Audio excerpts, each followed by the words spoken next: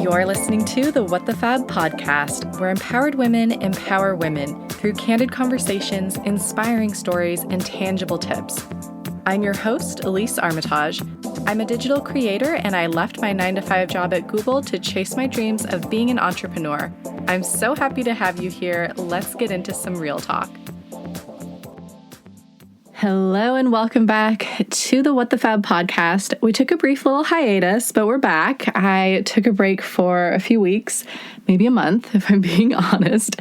And that was because I've been traveling, y'all. I have been living that jet set life, and it feels so good to be able to say that, to do that. You know, I'm a travel and lifestyle blogger, and it was tough over the last year. I know it was hard for everyone being cooped up, but especially when your business, a good chunk of your business revolves around traveling and travel collaborations and travel content. It required a big pivot. So it definitely has felt good, but exhausting to be back on my travel blogger game.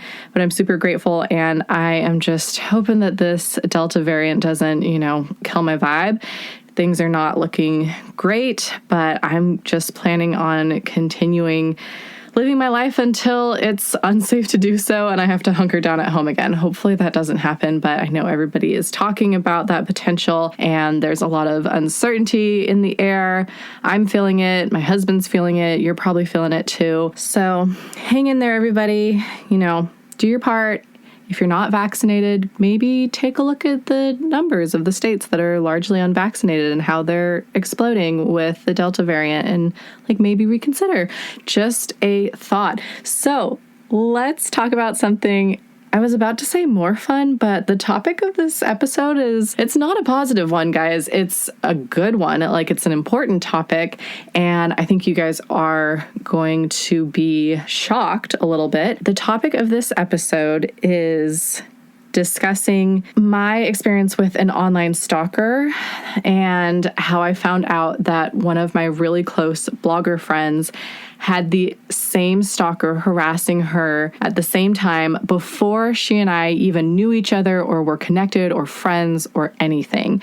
So it was pretty wild. And this whole situation with this stalker was something that I have never spoken about on my platforms until now. I haven't heard from him in a couple of years. And honestly, that's how long it took for me to heal from this whole experience and feel comfortable talking about it publicly. So we are going to get all into the super gnarly details in this episode, and I am joined by my blogger babe friend, Lauryn Hock, in this episode. And so Lauryn is a travel and lifestyle blogger based in Salt Lake City. You might recognize her because this is actually her second time being on the What the Fab podcast. She was also on episode 17, and it's a great episode. I highly recommend, if you haven't listened to it yet, to go back and give it a listen. She talks about her experience leaving the Mormon church, and it is fascinating. And so Lauryn is the friend that I found out that we shared the same online stalker. So we are about to get into it. You can find Lauryn on her Instagram, Lauryn Cakes, and Lauryn is spelled Lauryn, and her blog is lauryncakes.com. And I talk about it in this episode, but I just so appreciate her being willing to come on and discuss with me. I think, you'll get the sense when you listen to it, but it's not easy to talk about. But now that some time has passed and we've taken some action towards just kind of recovering and healing, it's easier to talk about now. So with that, let's dive into the episode. Amazing. Okay. Thanks everyone for joining. We're having an interesting conversation today. So Lauryn, we are live on IG. We are also recording for the What the Fab podcast. It's my first time doing this and the tech is actually working out just fine, shockingly. But here we are. So Lauryn is the blogger behind Lauryn Cakes, and she's actually my first repeat guest on the What the Fab podcast, which is very exciting. And so if you guys haven't listened to Lauryn's episode yet, it's number 17. She talks all about her personal journey with mental health and also with her experience leaving the Mormon church. It's a super interesting very empowering story. So I know you guys will really enjoy that. So again, it's episode number 17. A little context for how Lauryn and I know each other. We met because we joined a diverse travel blogger group called Babes That Wander. We just had our very first press trip to Chicago last week. And we kind of, over the pandemic, since we had launched the travel group right before the pandemic hit, we were just in touch with each other, over DMs and Slack and kind of getting ready to launch this group.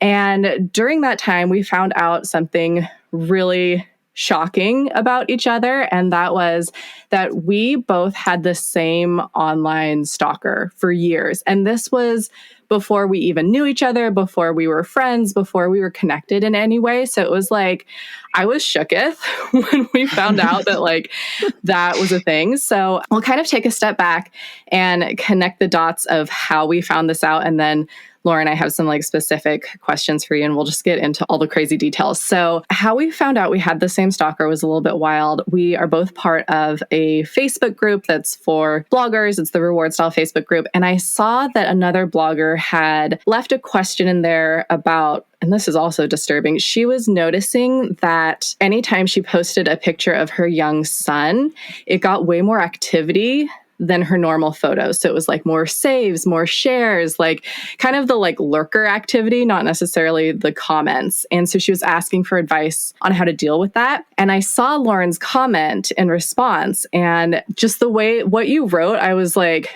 oh, Lauryn knows too much about this to have not had to deal with a stalker. Because you were if it was your website, you could block the VPN, but unfortunately, on Instagram, the only safest thing to do is just not post pictures of your children. And, you said something else. So I immediately messaged you and I was like, hey, I saw your response to this question in the Reward Style Facebook group. You must have had an online stalker too. I'm so sorry that you had to deal with this. And you were like, yeah, it's horrible. Wouldn't it be crazy if we had the same stalker? In my head, I was like, yeah, there's no way. That would just be so wild. And then you told me I don't know much about him, but his fake email or username was XYZ. And I was like, holy shit, that was my stalker. He stalked me for years. We had the same stalker. So I have goosebumps talking about it right now. It was such a weird realization. But Lauryn, why don't you kind of start by sharing what your first interactions were with your/our stalker and how you first became aware of this person? My first interactions that I recognized were probably on my blog. This stalker was leaving comments on my blog and they were sexually suggestive. They were unwarranted advances, nothing that I felt like I had asked for or promoted. They started leaving comments and I stopped allowing them to come through because of the stalker and because of their aggressiveness. I actually turned off my comments so that I had to approve all of them. I didn't want them to come through anymore on my blog. They made me feel extremely uncomfortable. They were coming onto my IG and seeing something that I had posted on my stories or on my Instagram feed. And then they were going back onto my blog and they were posting something that was suggestive about it. So let's say I pose, I'm leaning forward on my legs. They would have said something super suggestive about it. And I'm like, whoa, I was just posing. I was not asking to have any sort of, I don't know what the word is. I wasn't looking to have anybody come after what I was doing or say anything about what I was doing in a suggestive way.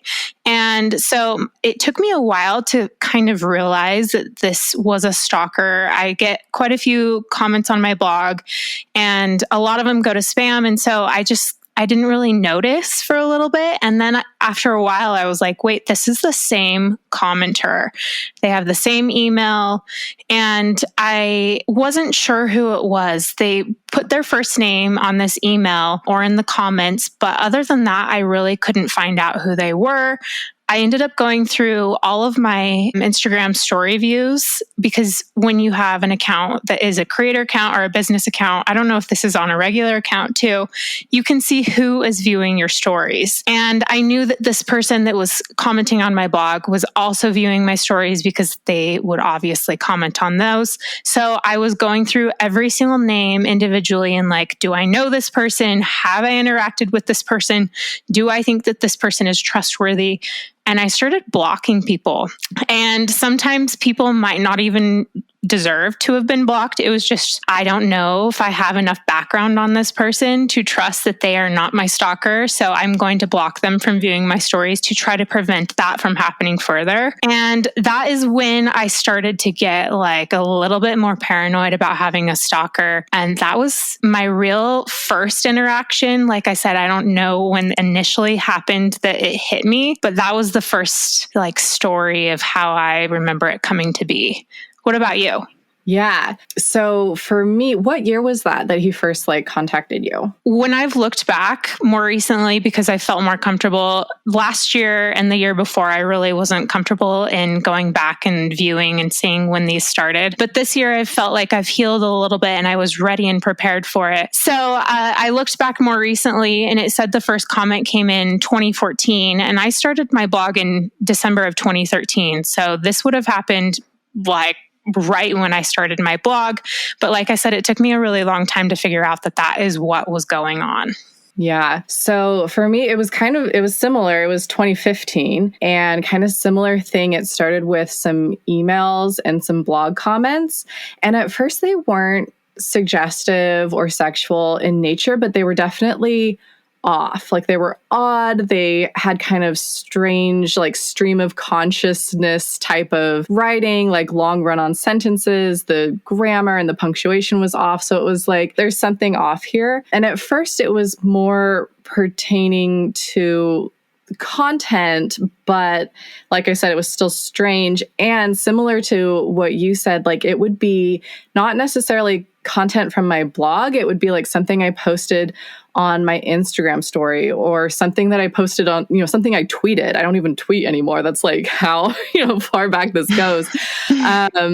So I would tweet something or share something on my stories, and then he would email me or comment on a random blog post about that specific tweet or story. So it might be like, oh, I saw that you're in Santa Barbara right now. I love this restaurant. I have really great memories here, like blah, blah, blah. And this kind of like odd stream of consciousness.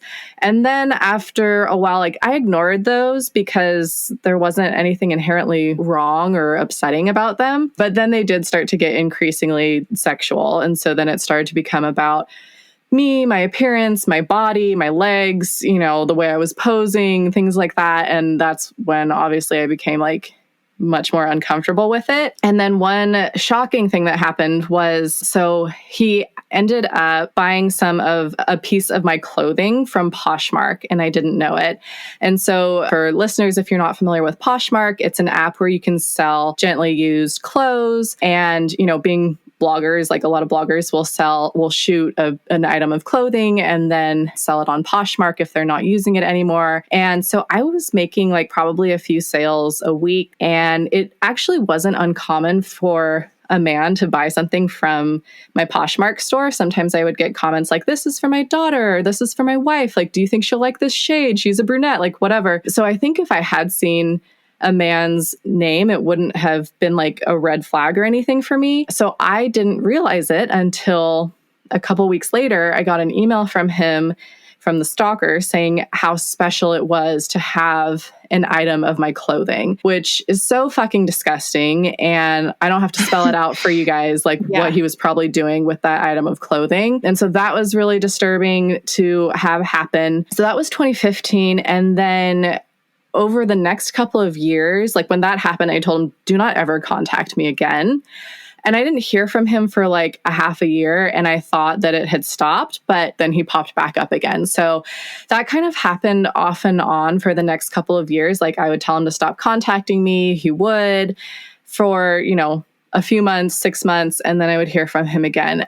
So it was becoming obvious that he wasn't stopping. So I was thinking like, well, what can I do? I felt pretty powerless in the situation. So I thought, okay, first I'm going to reverse stalk him and I'm going to find out everything I can about him. And like, if I want to file a restraining order, like I need somewhere to send the restraining order to. And because he had made that Poshmark order, I had his full name and it wasn't his home address, but I had his PO box. And you can find out a lot about a person from their full name and their PO box. So I ended up researching him, finding his business in Pasadena, finding his home address. I was able to uncover his ethnicity. I found his wife's information, her ethnicity, like just lots of, little things like that to kind of start to piece together this puzzle. And it was really odd to think like, finding his business reviews and stuff. Like he had his business, he was an electrician. He had like really good reviews. And it was just really odd to think of this man going out like into his community, going into people's homes and people like being like, oh, he's great, leaving him good reviews and stuff. And then like behind the scenes, he's doing like this really gross, disturbing online stalking and harassment. So that was very disturbing to me. And then at that point, I decided to call the police and see what my options were. So I emailed him and I said, if you contact me again, I'm going to file a restraining order. And I figured that I'd better figure out what that actually entails in case he did contact me again. I called SFPD since I was in San Francisco, and I had a female officer that I spoke with, and she was like, very understanding and supportive, but she told me that I needed to call the Pasadena Police Department. So I was like, okay, if I hear from him again, I'm going to call the Pasadena Police Department and like see what my options are. And I kind of want to pause there because I know that you had a different experience when you decided to go to law enforcement. Yeah, I tried everything. I did the same thing as Elise.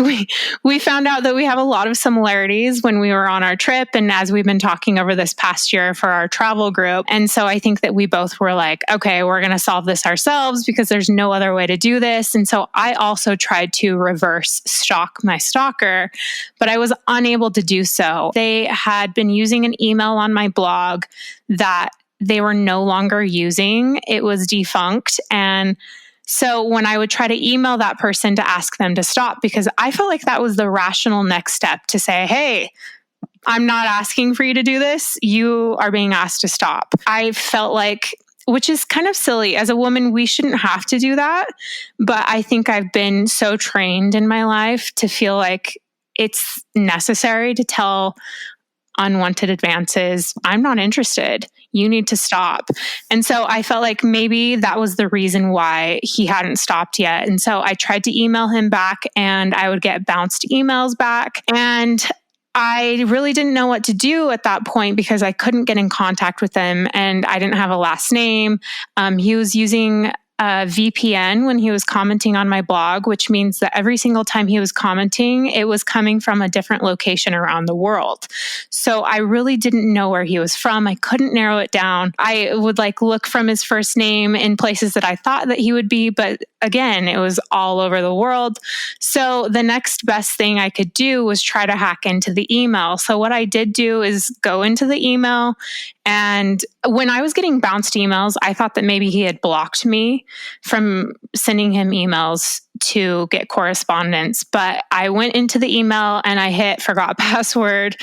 And I somehow lucked into getting into this person's email account because I created a new password for it. And I was able to see that I was not the only one that he was keeping tabs on. So this was before Elise and I knew that each other were being stalked. And I got into the email and there's something that is called Blog Lovin', which is an RSS feed of sorts. You can subscribe to blogs and it'll update you when certain people you're subscribed to post to their blog. And he had subscribed to a bunch of different bloggers. And I didn't know what to do with that information. I was like, obviously I'm not the only one, but also, do I tell these women? If I tell them and I don't have any further information on this person, does that just make them feel uneasy?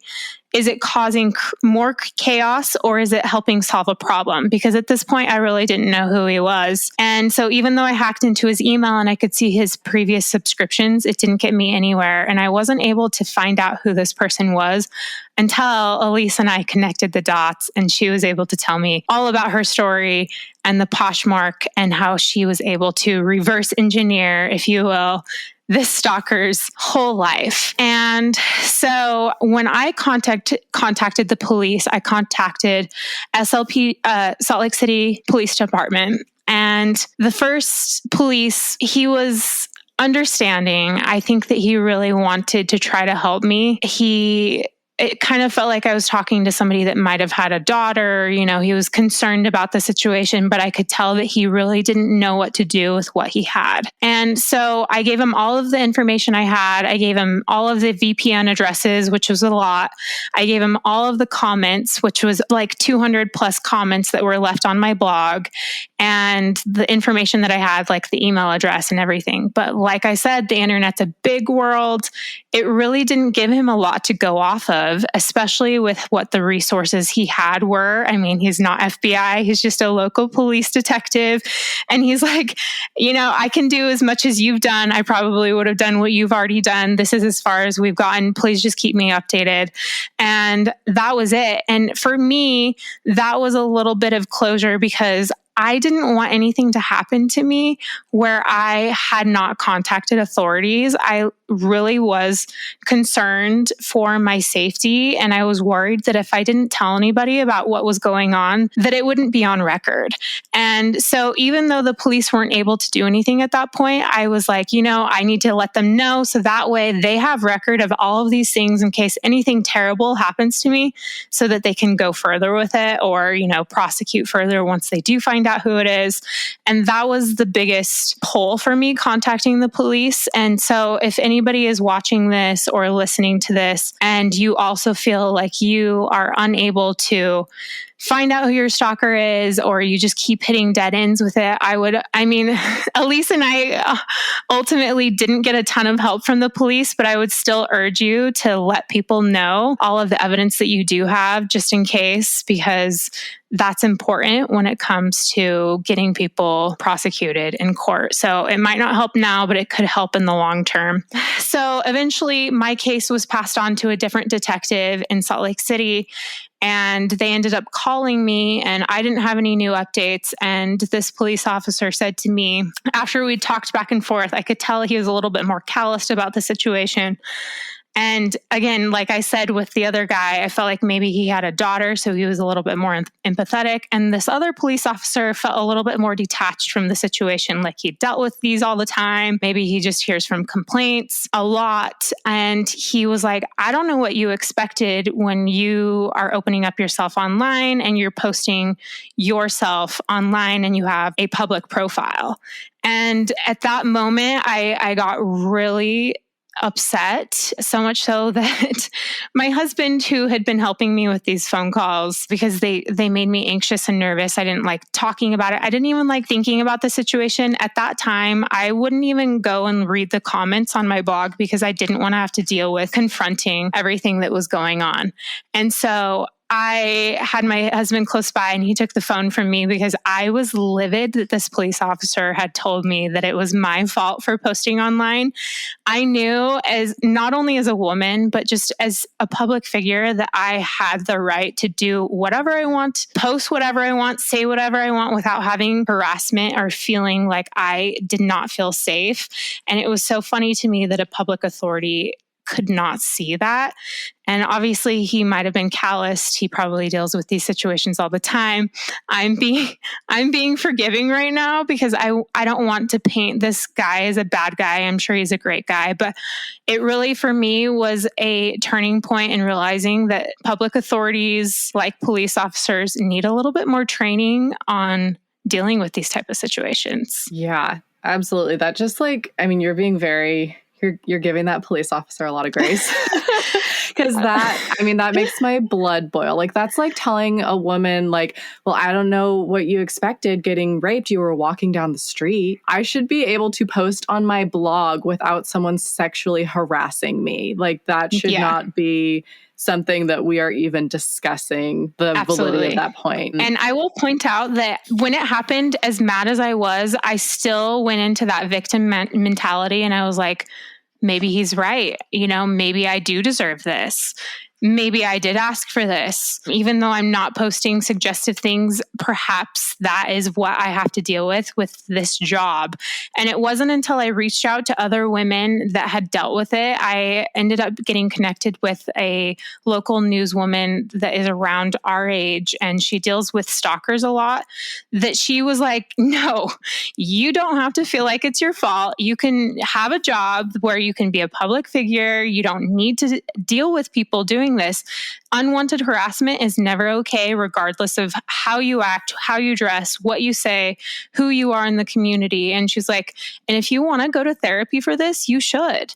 And for me, that was so validating because, and of course, my husband was really supportive and said all this, but I'm like, I didn't take it seriously because maybe he's a male or he isn't a public figure. It felt a little bit more real coming from another woman that was also in the limelight and hearing that. And I was like, okay, it's okay to feel this way, and move forward and find solutions to help me cope with that situation.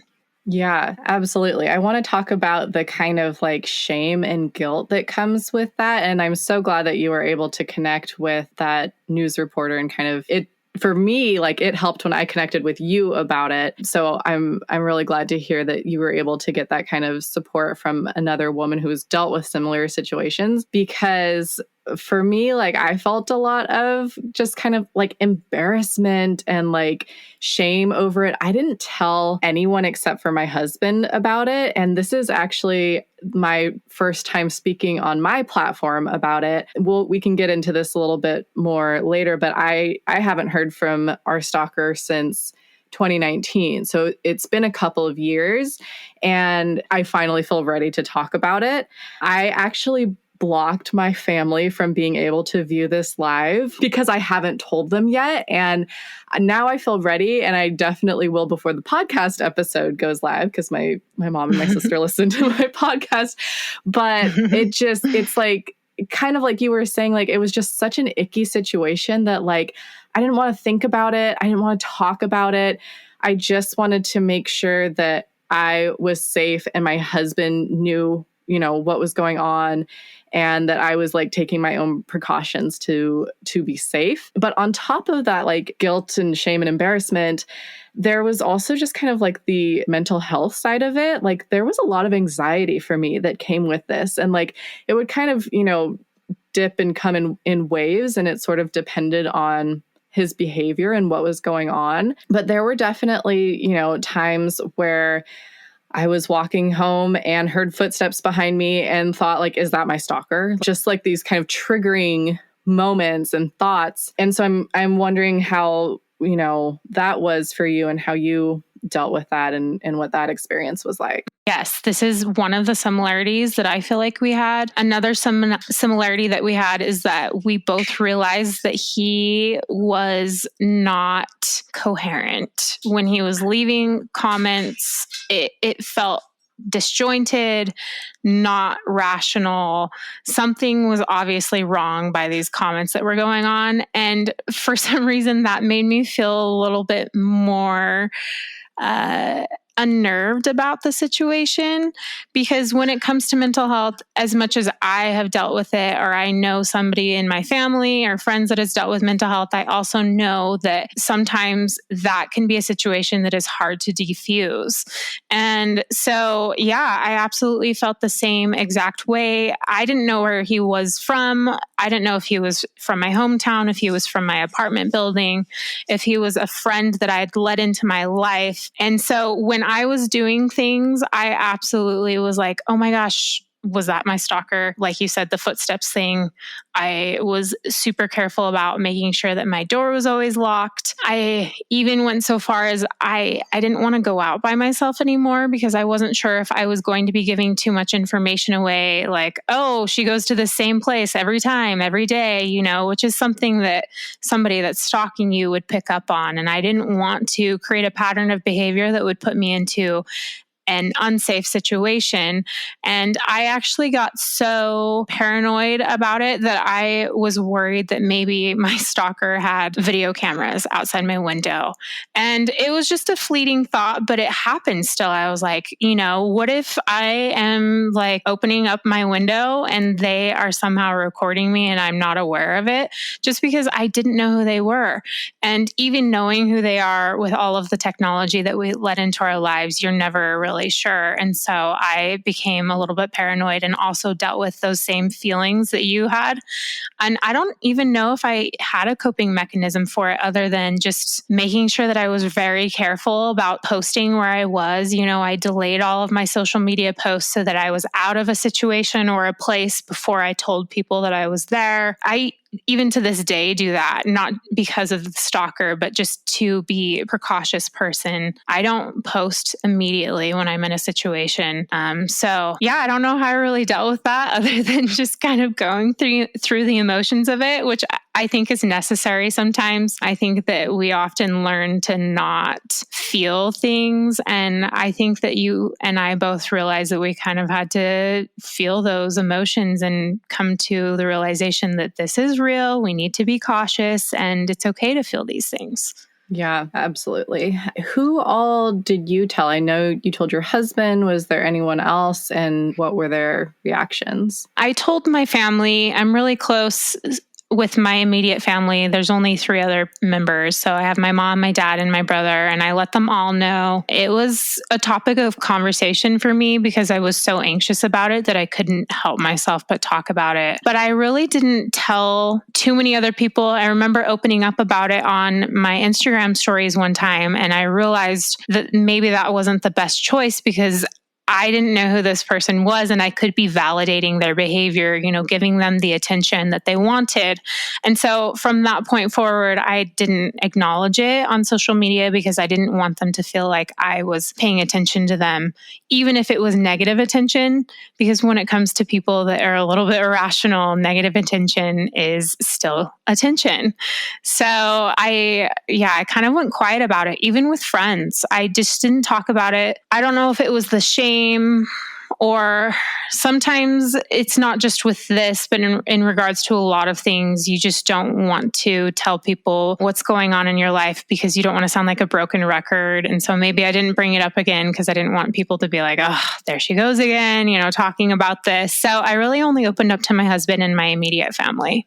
Yeah, similar to you. I didn't talk about it. I mean, like I mentioned, I haven't talked about it on my platform until now. And I kind of same thing, like I didn't want to acknowledge it. I didn't want, because I knew that at the time he was watching every story, looking at every blog post. Like I didn't want to give him any kind of validation or attention. Now that, I haven't heard from him in 2 years, I hope I never hear from him again. But like, I do kind of wonder what happened. I'm like, did you die? Like, what made you stop? I'm glad to not be hearing from him, but I was literally Googling Pasadena obituaries under his name. Like, did he die? Like, how did I finally get him to stop contacting me? And has it been a couple of years since you've been contacted by him too? Or when was the last time you had an interaction? Yeah. So the last time I had an interaction is the second time that I was able to contact him.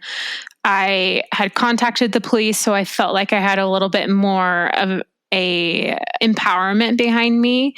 And so I hadn't been letting his comments go through. They were just sitting in my trash so that I had a record of them, but they weren't on my blog, so I didn't have to acknowledge them. And I eventually let one through and I commented back and said, hey, I'm not interested. You need to stop contacting me. Just so you know, I've let all of the evidence and the comments go through to the police officers, and they are fully aware that you're stalking me. And the first time the comment went through, but he commented again. And both you and I went through these periods where he would comment in succession, and then he would not comment for a really long time. So he commented again, I think it was like the next day. And in my mind, I was like, okay, maybe he didn't read it because obviously he's not getting notifications on this defunct email. So I commented the same exact thing, let his comment go through. Hey, your advances are unwanted. I've let all of these evidence and comments go through to the police. This is stalking behavior. You need to stop. And I haven't heard from him since. I believe that was March of last year. And again, it's so funny how I know that he's out there. Like you said, you were looking up obituaries. I believe he's still out there, and he could be doing it to other people, which is scary. And we need to stop that.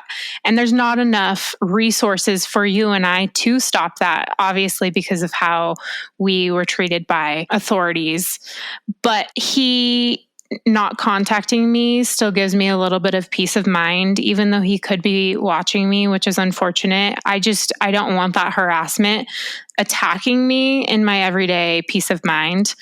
And so, yeah, I can't remember what your question is. I hope I answered it.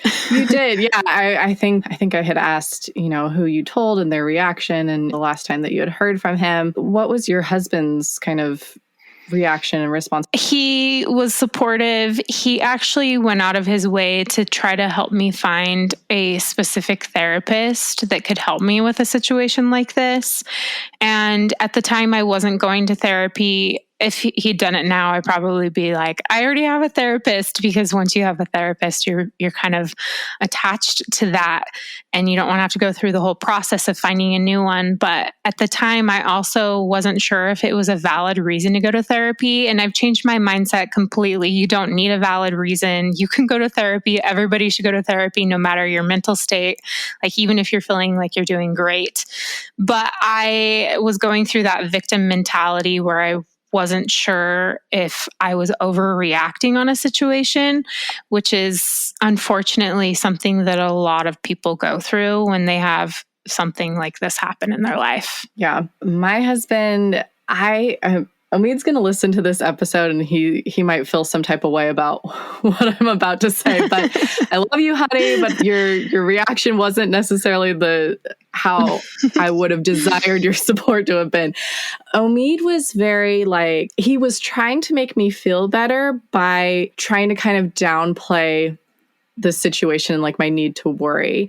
He was like, there's crazy people out there, but the chances are slim to none that anything he would actually ever act on anything. He's just some crazy person on the internet. You don't need to worry about it. He was like, maybe you should just put a filter on his email address so that you don't get his emails. And I was like, no, I feel like even though it gives me a heart attack when I see them pop up, I feel like I need to know what he's saying, because what if he sends me an email saying I'm coming to San Francisco to get you? I need to be aware, of what's happening. So that wasn't helpful for me. He tried to be well, imagine Kylie Jenner, how Kendall Jenner, how many crazy people they must have messaging them and sending them shit. And I was like, yeah, but I'm not Kendall Jenner. I don't have a bodyguard. I don't have 24/7 security at my home. It just wasn't quite and usually we're so in sync and on the same page. So it kind of frustrated me that he just wasn't quite understanding it from a female perspective of how anxiety inducing this was.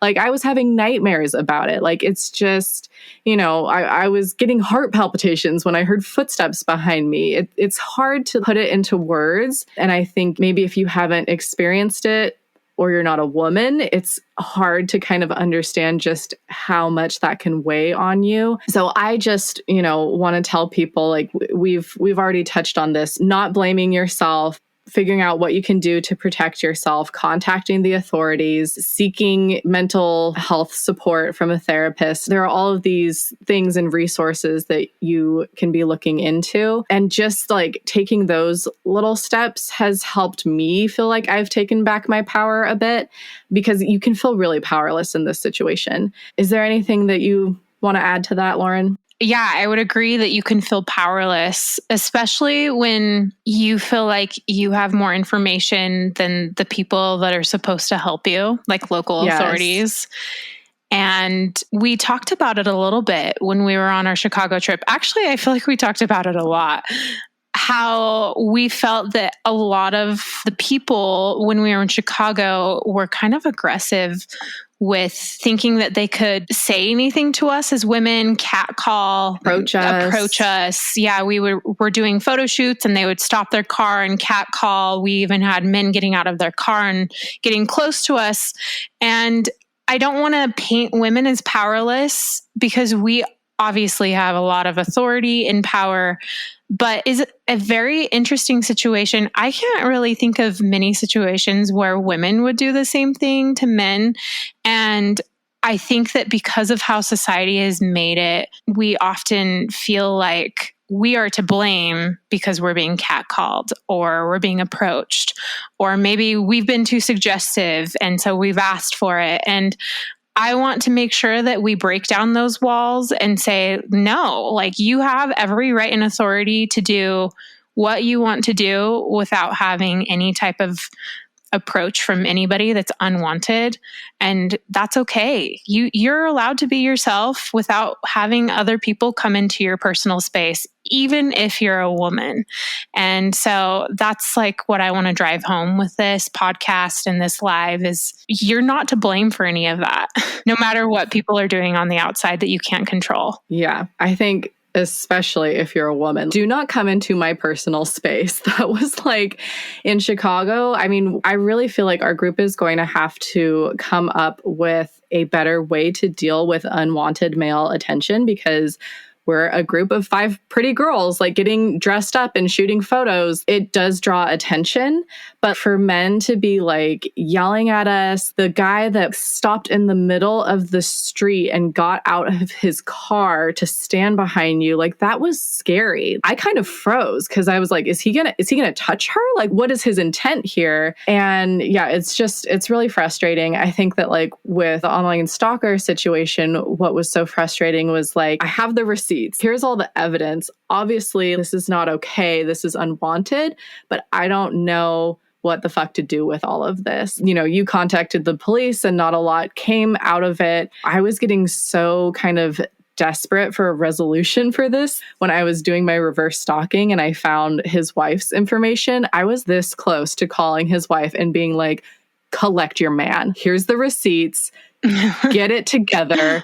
I am sick of hearing from your deranged husband. Get it together because I cannot. I didn't actually do that because I was like, oh, it just might make things worse. But you think about like, what can I do? What can I actually do to make this stop? I know we've kind of talked a little bit about how we've been healing from this. I know that you spoke at a local event in your community. I would love for you to share a little bit more about that if you're open to it. Yeah.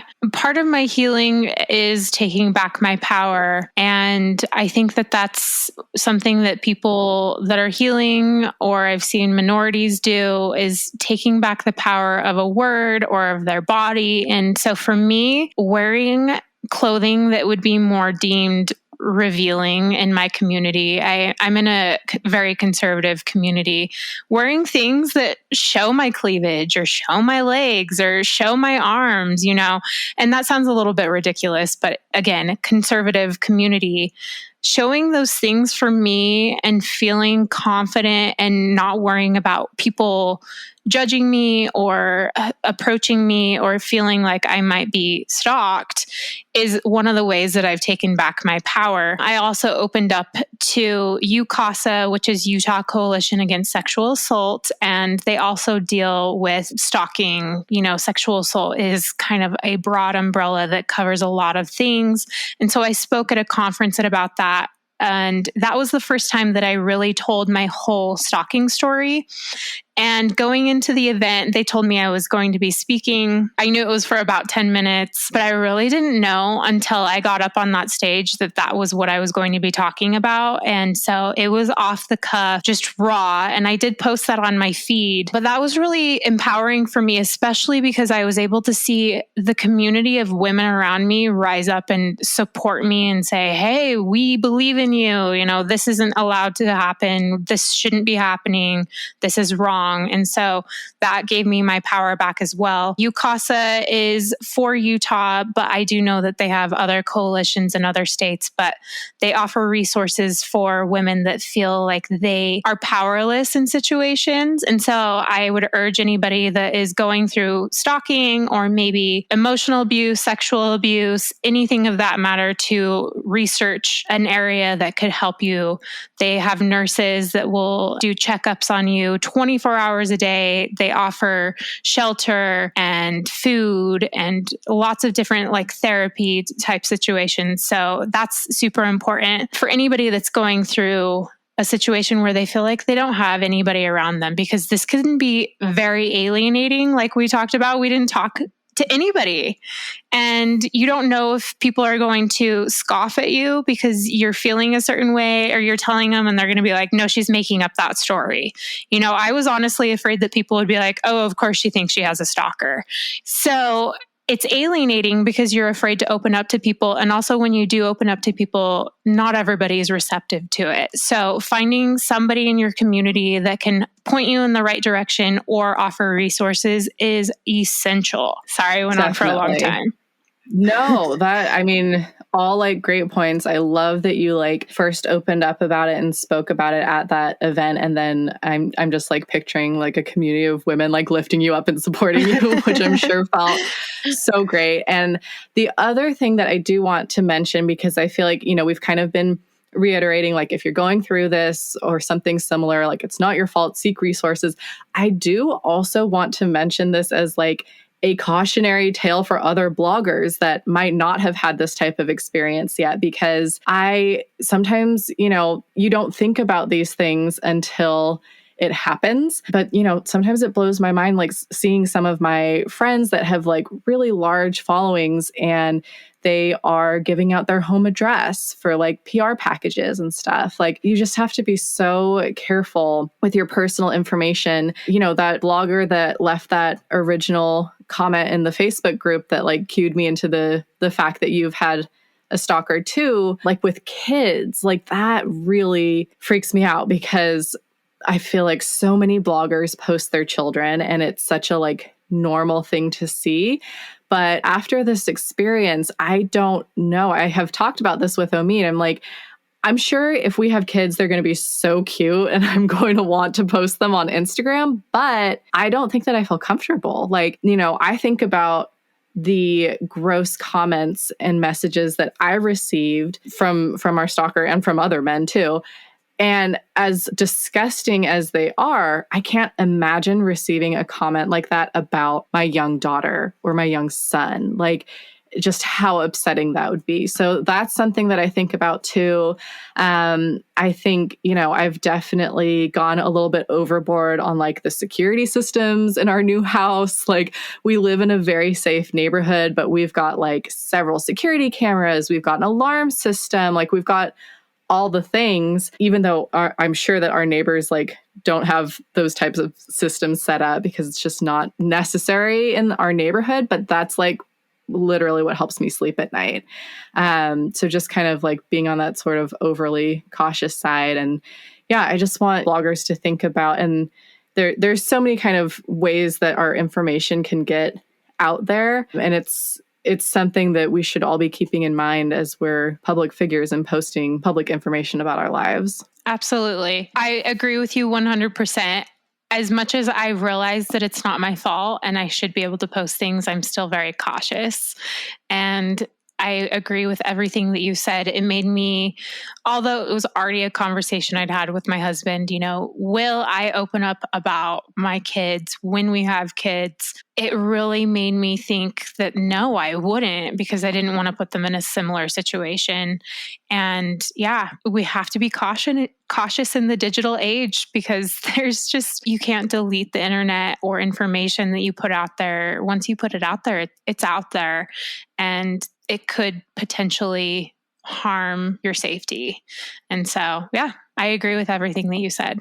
Well, Lauryn, thanks so much for coming on the podcast for a second time. And I have to say that, even though the whole thing is obviously a really negative experience, I'm really grateful that we were able to realize that we had both gone through the same thing. It was definitely nice to just have that support from a friend and kind of be able to talk about it and realize that a lot of the thoughts and feelings that I had were completely normal and shared. So I just really appreciate you, one, for like being supportive and sharing your time and support and discussing it with me, but then also for opening up about it and joining me on the podcast too. Of course. Thank you. It means the world to have, what do they say? It's misery loves company. Yeah. So it's nice to be able to heal together because it sure is easier. So yeah, thank you as well. Definitely. All right. Well, we are going to sign off of this live, y'all. Thanks so much for joining us. Thanks, Lauryn. Yes, of course. Thanks, Elise. Bye. Bye. All right. Thank you again to Lauryn for joining me for this conversation. I think it's such an important topic, and there's obviously still a lot of work that needs to be done and room for improvement in how situations like these are handled. If you've made it this far, thank you for listening, and your support would mean the world. I would love it if you could hop on over to Apple Podcasts and rate and review the podcast. 5 stars only, please. And if you could share this episode on your stories, tag me, tag Lauryn. I'm WTFab, and she's at Lauryn Cakes. Lauryn is spelled Lauryn. We'd love to hear, your thoughts and reactions and just kind of spread this message a little bit further because, again, I think it's an important one. Other than that, thank you all for listening, and I am off to go call my mom and tell her about my online stalker so she hears it from me first instead of from this podcast episode. So wish me luck, and we will chat again soon.